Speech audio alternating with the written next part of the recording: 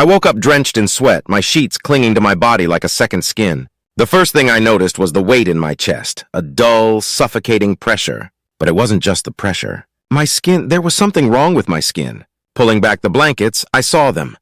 Symbols etched across my arms and chest, faintly glowing in the dim light filtering through the blinds. They looked ancient curved lines and jagged edges I couldn't understand. Panic shot through me. I hadn't gone to bed like this. How could I have not felt it? I scrambled to the bathroom, my heart pounding in my ears. In the mirror, the reflection stared back at me, pale and trembling. The symbols were everywhere. Across my neck, my face, even crawling up to my eyes. I reached up to touch one, expecting it to burn or blister, but it didn't. The skin was smooth, normal even. But the sight of them chilled me to the bone. Then came the hunger, a deep, gnawing sensation in my gut that seemed to grow with every second. It was like I hadn't eaten in days, but worse, like a void opening inside me, desperate to be filled. I stumbled back, trying to shake off the feeling, but it clung to me, intensifying with each breath. By the time I made it to the kitchen, I was ravenous. I tore through the fridge, stuffing anything I could find into my mouth. Bread, meat, cheese. But no matter how much I ate, the hunger only grew. I could feel it gnawing at me, like something was clawing its way out from inside. My stomach churned and I doubled over, gagging, but nothing came up. The food, the effort, it didn't matter. I collapsed into a chair, panting. My hands shook as I gripped the table. That's when I heard it. A voice, no, more like a whisper, faint but unmistakable, curling into my ears like smoke. Asterisk feed? Asterisk! I shot up, looking around the room, but there was no one there. My head throbbed. Sweat dripped down my temples. It was the symbols. They were doing something to me. This wasn't hunger. It was something else, something darker. The clock on the wall caught my eye. The time, 10:02 a.m. Halloween? There was a knot in my stomach that had nothing to do with hunger. Something terrible was happening, and I needed answers. Fast. I stumbled out of the house, my legs weak, my thoughts racing. The streets were alive with decorations and children in costumes, their laughter floating through the air, but it felt distant, muffled. My mind was focused on the growing darkness inside me. The whisper returned, louder this time. Asterisk feed? Asterisk. I clutched my stomach, trying to block it out, but the voice persisted like an itch I couldn't scratch. I walked faster now toward the only place I thought might hold some answers, an old bookstore down the street that specialized in the strange and the occult. The hunger clawed at me the whole way, twisting my insides. I stumbled into the shop, startling the old man behind the counter. His eyes flicked to the symbols on my skin, and for the briefest moment I saw something in his expression. Fear. He opened his mouth to speak, but before he could say a word, the hunger surged, overwhelming everything else. My vision blurred and my muscles tightened. I felt my body moving, but I wasn't in control anymore. My hand shot out, gripping the man's throat. His eyes widened, his hands clawing at mine, but I couldn't stop. The hunger, it needed to be fed. I could feel it rising in me, this primal, desperate need. And in that moment I understood. It wasn't food I craved. It was something more, something human. Before I could stop myself, I squeezed. There was a sickening crack, and the old man slumped in my grip, his eyes lifeless. The hunger for a moment subsided. A wave of relief washed over me, but then I saw what I had done. My stomach twisted, my hands shaking as I released him. His body hit the floor with a dull thud, his head twisted at an unnatural angle. Blood pooled around him, soaking into the floorboards. I stumbled back, horrified. My reflection in the shop's window caught my eye. The symbols on my skin glowed brighter now, pulsing like a heartbeat. The voice returned, more forceful, almost gleeful. Asterisk feed? Asterisk. And I realized with a sinking dread that this was only the beginning. I ran. The cold air stung my lungs as I tore through the streets, the dying afternoon light casting long shadows over the ground. Every step felt heavier, like the weight of what I'd done was physically dragging me down. My mind kept flashing back to the old man's lifeless eyes, the way his neck snapped in my hands. I had murdered him. No, something inside me had murdered him. The symbols burned on my skin now, each one pulsing with a life of its own. I could feel them crawling across my flesh like they were seeping deeper, claiming me inch by inch. But worse than that, far worse, was the hunger. It wasn't just gnawing at me anymore. It was changing me, twisting my thoughts, distorting my senses. The whispers came again, louder, more insistent. Asterisk feed, or it will consume you. Asterisk. I collapsed against a wall in an alleyway, gasping for breath. My heart pounded against my ribs and the hunger flared again, sharp and relentless. My stomach cramped, doubling me over in pain. But it wasn't food I craved, no. It was something darker, something I couldn't bring myself to name. I squeezed my eyes shut, trying to block out the whispers, trying to cling to whatever shred of control I had left. But then something strange happened.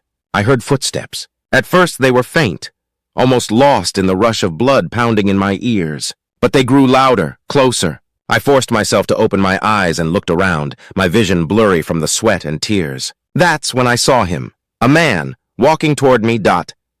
He looked normal enough, dressed in a heavy coat, probably just another passerby. But something about him, something about the way he moved, slow and deliberate, sent a jolt of fear through me. I pushed myself off the wall, trying to steady my breathing, but my legs felt like they were made of lead. The man's face was blank, almost expressionless, but as he drew closer, I saw something flicker in his eyes, recognition. He stopped just a few feet from me, his gaze traveling over my body, lingering on the glowing symbols. "You've been marked," he said, his voice low and raspy, like gravel scraping against steel. I blinked at him, struggling to make sense of his words. My mind raced, the hunger gnawing at the edges of my thoughts. What's happening to me?" I managed to choke out, my voice barely above a whisper. The man smiled, but there was no warmth in it, only a cold, hollow amusement. "It's Halloween," he said, his tone almost mocking. "And you've been chosen! The hollowed man needs a host!" The words hit me like a punch to the gut. Host? Hollowed man? None of this made any sense. I shook my head, backing away, but the man took a step forward, his eyes narrowing. "You can feel it, can't you?" he said softly, leaning closer. "The hunger. It won't stop until it's fed. And once it's done with you, it'll hollow you out, just like the others." My throat tightened, panic rising in my chest. I wanted to scream, to run, but my body wouldn't listen. The man's words echoed in my mind, each one laced with a sickening truth. Was being hollowed out. I could feel it in every nerve, every muscle. Something was eating away at me from the inside. The man's hand shot out, grabbing my wrist, his grip like iron. "There's no running from this," he hissed, his face inches from mine. "You either feed it or it will take you completely." I yanked my arm free, stumbling back.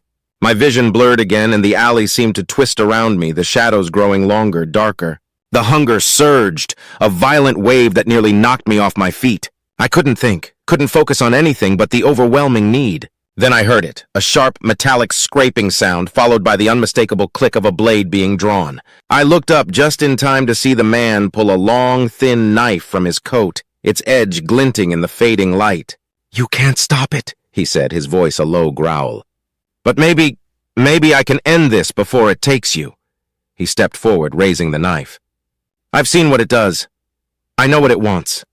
Time seemed to slow as the knife gleamed in the air, inches from my throat. But then, without warning, the hunger exploded inside me, stronger, more desperate than ever before. My vision darkened, and something primal, something monstrous took over. I moved without thinking. My hand shot out faster than it should have been, grabbing the man's wrist and twisting it violently. He gasped in shock, the knife clattering to the ground. In the same motion, I shoved him back, sending him crashing into the wall. He stared at me, his eyes wide with fear. But it wasn't me he was afraid of. It was the thing inside me. The hunger roared, demanding more. Before I even realized what I was doing, my hands wrapped around his neck, squeezing tight. His mouth opened in a silent scream, his body thrashing, but it didn't matter. I couldn't stop. The hunger wouldn't let me .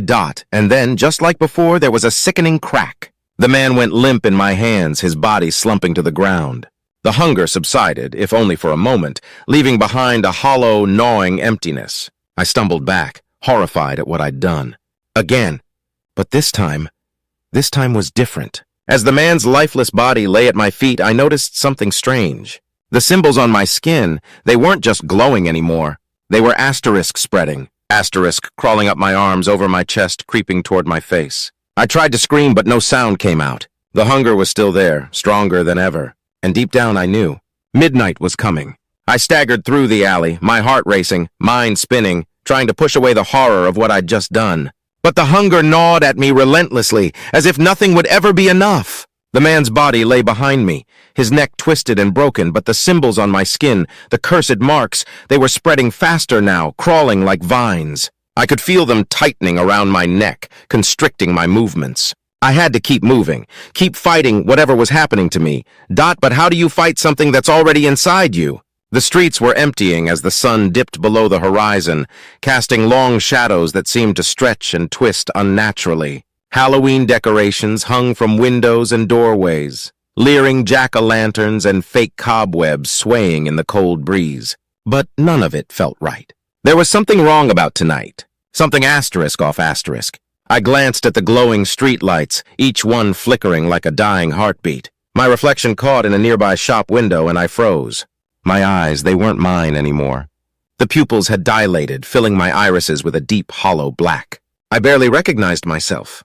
The symbols had reached my throat, forming intricate patterns that pulsed like they had their own life force. I couldn't stop staring. Was this even me anymore? A sudden noise snapped me out of my trance. Footsteps, fast and frantic. I whipped around to see a woman, middle-aged with wild, desperate eyes, running down the street. She glanced over her shoulder, terror etched into every line of her face. And then she saw me. Dot. She stopped dead in her tracks, eyes wide. She wasn't just startled, she was terrified. Of asterisk me asterisk. Before I could say a word, she screamed, "Stay away from me!" I opened my mouth to speak, to tell her I wasn't going to hurt her, but the hunger twisted inside me, and the words came out as a low, guttural growl. Her scream was cut short as she stumbled backward, her eyes never leaving mine. And then I saw it behind her. A figure cloaked in shadows, barely visible against the dim light. It moved like smoke, sliding between the streetlights, growing taller as it neared. My breath hitched as I realized it wasn't just me being hunted. The hollowed man. Dot, it was him. The thing that had marked me, the thing that was feeding on me, twisting me into something monstrous. I could feel its presence, heavy and suffocating, wrapping around me like a noose. The woman took another step back, her lips trembling, and in that instant I realized what was happening. The hunger inside me, it wanted her asterisk. "No," I whispered, clenching my fists, trying to hold back the urge that clawed at my insides. I won't let it happen." But the woman saw my struggle as something far worse. She turned and ran, her footsteps echoing in the empty street. And as much as I wanted to stay rooted to the spot, something in me shifted. The hunger was no longer gnawing. It was asterisk, roaring asterisk. My body moved on its own, feet pounding the pavement as I chased after her. I wasn't in control anymore. She darted into an alley, screaming for help, but the street was deserted. No one would hear her. No one would come. I was so close. Just a few more steps and I'd reach her. The symbols burned brighter, pushing me forward faster. My breath came in ragged gasps, my vision tunneling. All I could see was her. All I could hear was the sound of her blood rushing through her veins. All I could think about was, a hand grabbed my shoulder, pulling me back with inhuman strength. I spun around, my heart slamming in my chest, and came face to face with him asterisk. The hollowed man. Dot, he towered over me, his form dark and indistinct, like he was made of shadow itself. His eyes, if they were even eyes, glowed with a sickening yellow light. His face was hollow, empty, like a skull with skin stretched too tight over bone. The sight of him froze the blood in my veins. His voice slithered through the air, a deep, rasping sound that rattled my bones. "You were never meant to fight it!" he hissed, his words wrapping around me like chains. "You are its vessel, and now you will feed." I tried to back away, but I couldn't move. My body was rooted to the spot, paralyzed by the sheer force of his presence. The hunger flared again, more intense than ever before. It felt like it would tear me apart from the inside if I didn't give in. But I couldn't give in. I wouldn't. The hollowed man raised a bony hand and reached for me. His fingers, long and twisted, hovered just above my chest. And I felt it. The pull, the emptiness inside him calling to the emptiness inside me. The hunger surged, and for a moment, I saw what it wanted. Not food, not flesh. Souls. It was feeding on souls, and now it wanted mine. "No!" I screamed, throwing myself backward with everything I had. My body broke free of whatever hold he had on me, and I stumbled, collapsing to the ground. The symbols on my skin flared, burning so hot I thought I might combust. The hollowed man recoiled, his hand retracting as if I'd burned him. "You cannot run from what you are!" he roared, his voice shaking the ground beneath me. Dot, but I was already scrambling to my feet, forcing my legs to move. I didn't look back. I couldn't. The hunger still gnawed at me, stronger than before, but there was something else now. Fear. I wasn't just afraid of him. I was afraid of myself, of what I was becoming. The woman was long gone, her screams fading into the distance. But I knew I couldn't hide from this thing inside me forever. Midnight was coming, and if I didn't find a way to stop it by then, I'd lose more than just my soul. I'd become the hollowed man. The streets stretched out before me, endless and unforgiving. The symbols on my skin pulsed with each step, counting down to something far worse than death. And behind me in the shadows, I knew the hollowed man was still watching, waiting for midnight. I kept running, my lungs burning with every breath, my legs heavy like lead. The symbols on my skin glowed fiercely now, pulsating with an intensity that nearly blinded me. But I didn't stop. I couldn't. Midnight was closing in, and with it the certainty of something terrible. The hollowed man's voice echoed in my mind, relentless, like a cold wind that cut to the bone. Asterisk, you cannot escape your fate. You are mine. Asterisk. I tried to block it out, but the hunger clawed at me, twisting my thoughts, bending my will. Every step was a battle, every breath a war. The streets were deserted, eerily quiet, as if the entire world was holding its breath, waiting for the inevitable. But I wasn't ready to give up, not yet. I skidded to a stop in front of the only place I thought might offer a sliver of hope. A small church, its doors cracked open, golden light spilling onto the steps. My heart pounded as I rushed toward it, the weight of the symbols pulling me down with every step. I staggered inside, collapsing onto the cold stone floor, gasping for breath. The hunger surged, worse than ever before, threatening to tear me apart. But then something changed. The light. The soft, warm light inside the church. It soothed the burning in my skin, dimming the glow of the cursed symbols. For the first time in hours, I felt a flicker of relief. An elderly priest appeared from a side door, his face weathered but kind, his eyes filled with quiet understanding. He didn't ask why I was there. He didn't need to. He could see it, the fear, the desperation, the battle raging inside me. Help me, I gasped, clutching my chest. It's inside me, I can't stop it. The priest knelt beside me, placing a hand gently on my shoulder. His touch was warm, grounding me in a way I hadn't felt since this nightmare began. He glanced at the symbols crawling across my skin, his brow furrowing in recognition. I've seen this before, he said quietly. The hollowed man, a curse as old as time, but there is a way. I looked up at him, hope flickering in my chest. A way to stop it? The priest nodded, though his expression was grave. But you must act quickly. Midnight is close. I swallowed hard, the weight of his words sinking in. Midnight. The moment everything would end or begin. The hollowed man had said it himself. By midnight, if I hadn't fed, I'd be lost forever. My soul would be hollowed out, leaving only the hunger, only the darkness. What do I need to do? I asked, my voice trembling. The priest stood, moving toward the altar. From beneath it, he pulled out an old leather-bound book. Its pages yellowed with age, its cover marked with symbols strikingly similar to the ones etched into my skin. He opened it carefully, scanning the text. You are not the first to face this, he said, his voice steady. But you must be the last. I nodded, rising to my feet, though my legs felt weak beneath me. The hunger still gnawed at me. The hollowed man's whispers still slithered in my ears. But here, in this place, I felt something stronger. I felt *hope*. The hollowed man feeds on despair, the priest explained, turning to face me. He preys on the weak, the lost. But if you can reject him, if you can confront the darkness inside you, you can break the curse. My heart raced. Reject the darkness?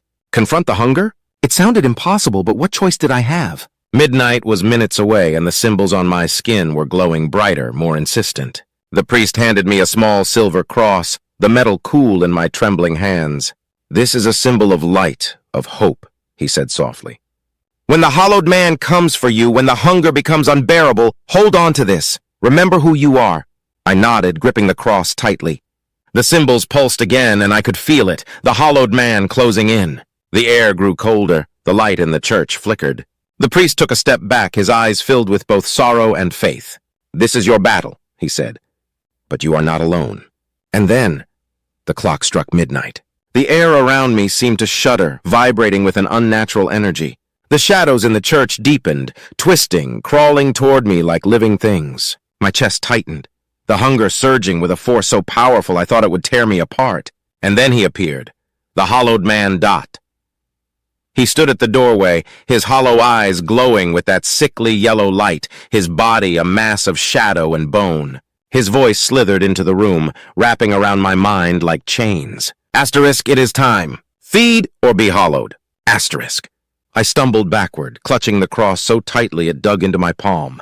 The hunger screamed inside me, desperate, clawing, but I focused on the light, the warmth of the cross, the softness of the church's glow. No, I whispered, my voice shaking. You won't take me. The hollowed man's eyes narrowed, his shadowy form shifting, growing larger. He took a step forward, his presence suffocating, his voice a hiss in the darkness. Asterisk, you are mine. You cannot resist. Asterisk. I clenched my jaw, the hunger roaring in my ears. But then I remembered the priest's words. The hollowed man fed on despair, on fear. If I gave in, I'd be lost. But if I fought, if I held on to the light, I took a deep breath, focusing on the cross, on the hope it represented. I reject you, I said, louder this time, my voice steady. You have no power over me. The hollowed man recoiled, his form flickering. The symbols on my skin flared, but this time they didn't burn. They glowed with a soft golden light, the same light that filled the church. I could feel the hunger subsiding, the darkness retreating. Asterisk. No! Asterisk! The hollowed man hissed, his voice shaking. Asterisk, this cannot be. I stepped forward, raising the cross. I am not yours, I said firmly. I am free. With a final ear-piercing scream, the hollowed man dissolved into shadow, his form disintegrating before my eyes. The symbols on my skin faded, leaving nothing but smooth, unmarked flesh. The hunger vanished, replaced by a calm I hadn't felt in what seemed like forever. I stood there in the silence, my heart racing, but this time with relief. I had won. The priest stepped forward, his eyes filled with quiet pride. You did it, he said softly. The hollowed man is gone. I looked down at the cross, still warm in my hand, and smiled. I'm free. The church was peaceful again, the light steady, the air warm. And for the first time in what felt like an eternity, I felt whole. The hollowed man was gone, and with him, the darkness that had nearly consumed me. I had faced the hunger, the fear, and I had survived. It was over. Finally, it was over.